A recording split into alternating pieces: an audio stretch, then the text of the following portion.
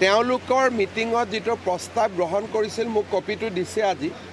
মই ৰাস্তাত যাওঁতেহে পঢ়ি যাম মই বিশ্বাস কৰোঁ যে হাগ্ৰামা মহিলাৰীয়েও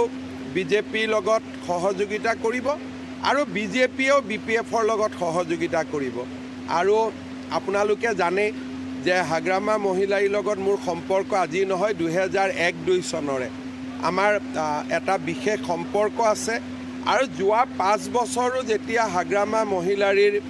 এটা ৰাজনৈতিকভাৱে তেওঁ বিটিচিৰ পৰা আঁতৰত আছিল মই ব্যক্তিগত সম্পৰ্ক মোৰ লগত সদায় আছিলে আৰু ব্যক্তিগত সম্পৰ্ক আমি সদায় মেইনটেইন কৰি ৰাখিছিলোঁ গতিকে ইয়াক ৰাজনৈতিকলৈকে ৰূপান্তৰ কৰোঁতে সময় নালাগে কথা পাতিবৰ কাৰণে আমি বহুত সময় পাম খালি মই এটাই কথা আপোনালোকক কৈছোঁ যে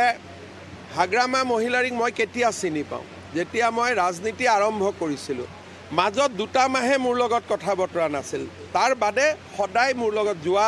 ক'ব গ'লে যোৱা 5 বছৰতো মোৰ লগত সদায় সম্পৰ্ক মই কোকৰাঝাৰ আহিলে তেওঁক খবৰ দিওঁ হাগ্ৰামা ভাই মই কোকৰাঝাৰ আহি আছোঁ গতিকে মোৰ লগত ব্যক্তিগত সম্পৰ্কৰ কোনো অভাৱ নাই চৰকাৰী আৰু ৰাজনৈতিক কথা আমি পাতিব লাগিব কাৰণ এতিয়া আজিৰ দিনত মই শপত গ্ৰহণ অনুষ্ঠানত আহিছোঁ আজি বহুত কথা পতা নাই লাহে লাহে আমি পাতি থাকিম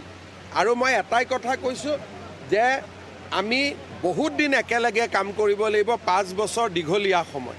সেইকাৰণে আজিয়ে চব পাতি কিয় সময়টো চেছ কৰি দিওঁ লাহে লাহে পাতি থাকিলে হ'ল